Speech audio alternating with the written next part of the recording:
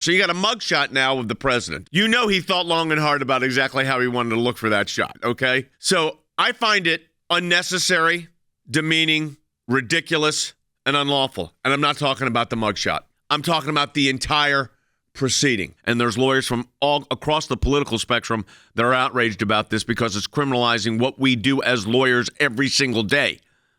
Defending our clients zealously, and the idea that now that's a criminal offense is outrageous. So you have 19 defendants, which means 19 motions dismissed, 19 motions to move it to federal court if that's what they decide to do, 19 motions for a bill of particulars, 19 motions to strike. I mean, this is going to be a circus, but I am very pleased at the way the lawyers are starting to come together in the defense of this case. I'm very optimistic that this is going to be a full throttle defense. Most of these lawyers representing these lawyers are Democrats or libertarians. And you know what they're angry about?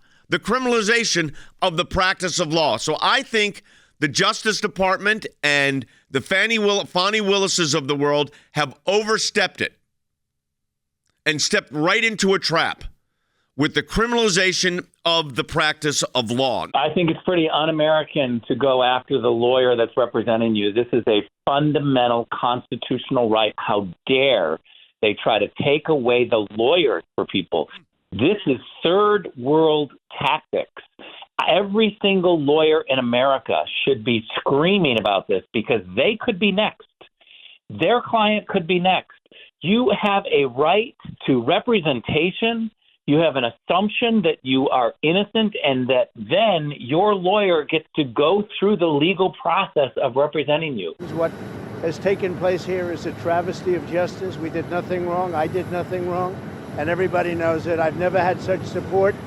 And that goes with the other ones, too. What they're doing is election interference. They're trying to interfere with an election.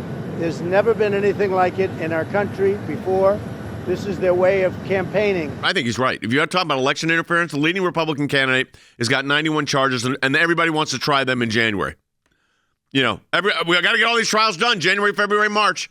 Meanwhile, Jack Smith is still sending out subpoenas. If you're listening to this and you're outraged and you're posting on social media and you're talking to your friends and you just can't believe what's happening and you feel helpless, that is a real feeling, and I get it. But one way to not feel helpless is to understand we are at war legally. This whole term of lawfare, and there is no one better than our team at ACLJ to go after the legal process and to defend these people. The fight that we have to do is through the courts and legally. I really encourage people, if you are frustrated, you need to go to aclj.org, throw in a few bucks so that we can hire another lawyer and take on another case.